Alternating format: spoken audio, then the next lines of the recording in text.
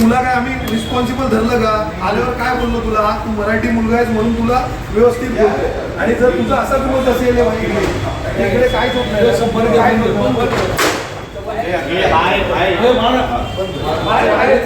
बाहेर ना तू, तुला आत राहायचंय काय?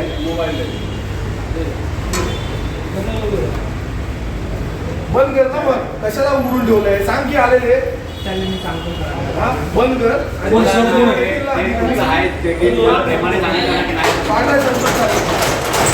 करतो तर ते चॅट पण इरेज होतात अशा प्रकारचे त्यांनी ठेवलेले आहेत. आता मी तर स्क्रीनशॉट काढले असल्यामुळे माझ्याकडे ते सगळे चॅट्स आहेत. एखाद्या व्यक्तीने काही ऑर्डर केलेलं असेल वस्तू, त्यातले 400-500 रुपयाची वस्तू समजा नाही उपलब्ध झाली तर ते मेसेज करतात की we apologise for the same आणि 103 रुपयाचं वाउचर देतात. 103 रुपयाच्या वाउचरवर हे मी उदाहरण सांगतो. त्याच्यानंतर समजा एखाद्याने आर्ग्यू केलं तर ते 103चे ते 320 करतात. मग परत आर्ग्यू केलं तर त्याच्यानंतर कोण समजा खूप तो विषय लावून धरला त्यांनी तर त्याला त्याची पूर्ण रक्कम मिळते. ती रक्कम पण कशी मिळते? जेव्हा आपले पैसे कट होतात, जेव्हा आपण एखादी गोष्ट ऑर्डर करतो तेव्हा ती पैसे सरसकट गुगल पे किंवा क्रेडिट कार्ड किंवा डेबिट कार्डमधून कट होतात. पण जेव्हा ते आपल्याला परत देतात तेव्हा आपल्याला एक मेसेज येतो की 4 ते 7 दिवसात ते आपल्याला परत मिळणार. का? तुम्ही आमचे पैसे का वापरणार? जे काय बँकेचं थर्ड पार्टी जे काय आहे घेताना तुम्ही डायरेक्ट घेताना डायरेक्ट डिडक्ट होता, मग तेव्हा परत देताना पण तेवढेच द्यायचे.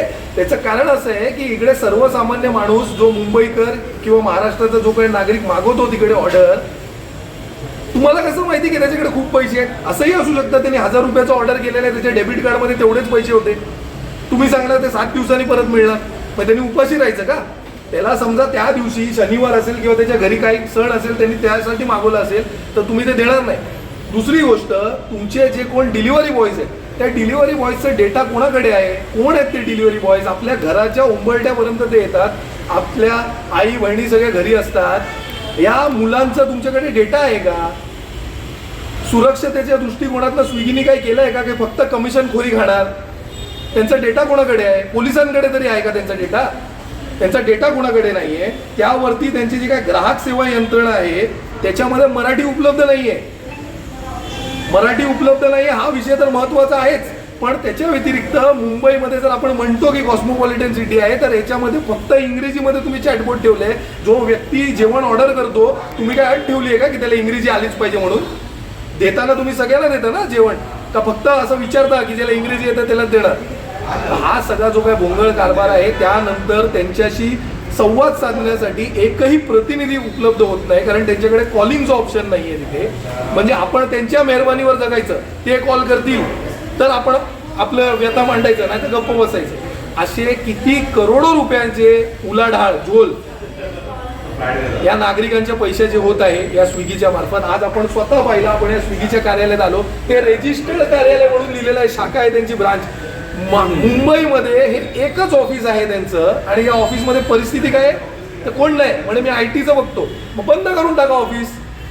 त्यासाठी आज हे ऑफिस बंद केलं आहे ना. पत्र दिलेलं आहे 7 दिवसाच्या आत जर यांनी हे मांडलेले जे काही 5 विषय आहेत, ऑर्डरची फसवणूक, पैसे अडवण्याचा प्रकार, डिलिव्हरी एजंटची पार्श्वभूमी तपासणे, ग्राहक सेवा यंत्रणा, हॉटेलची माहिती लपवणे, ही महत्त्वाचा विषय आहे. प्रत्येकाला हे भेडसावणारा प्रश्न असेल. आपण ऑनलाईन ऑर्डर करतो ते आपल्याला फक्त फोटो दाखवतात छान छान. प्रत्यक्षात जेव्हा आपण जाऊन पाहतो ते कुठेतरी रस्त्यातलं ठेला असतो, रस्त्यातलं छोटासा स्टॉल असतो किंवा घाणेरड्या कुठल्या तरी परिस्थितीत असलेलं रेस्टॉरंट असतं.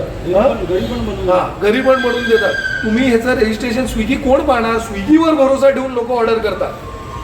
त्यांच्या आरोग्याचं ही देखरेख करणं हे पण स्विगीची जबाबदारी आहे. अशा प्रकारे ते काही खाऊ घालू शकत नाही जनतेला. तर हे सगळे प्रकार, हे 5 विषय जर स्विगीने सोडवले नाही, 5 दिवस त्यांना दिलेले आहेत, 6वा दिवस एक दिवस आम्ही वाट पाहू. 7व्या दिवसापासून स्विगीच्या डिलिव्हरी त्या मुंबईत होऊ देणार नाही जर त्यांनी आम्हाला पॉझिटिव्ह उत्तर दिलं नाही. कुठे बसतात यांचे ऑथोराइज पर्सन बसतात बँगलोरला. हे इकडे व्यवसाय करणार महाराष्ट्रात, हे इकडे रगड पैसा कमवणार महाराष्ट्रात. इकडे ऑफिस असं छोटंसं उघडणार, तिथे कोणच नसणार, आणि ह्यांचे सगळे बसणार कुठे? बँगलोरला. तर हे सगळे जे काही धंदे यांचे सुरू आहेत हे शिवसेना, शिवसंचार सेना सुरू राहू देणार नाही. जर त्यांनी या 5 मुद्द्यांवरती त्वरित तोडगा काढला नाही, दिलेल्या मुदतीत काढलं नाही, तर त्यांचं काय करायचं आहे हे मुंबईच्या रस्त्यावर तुम्हाला 7व्या दिवशी कळेल.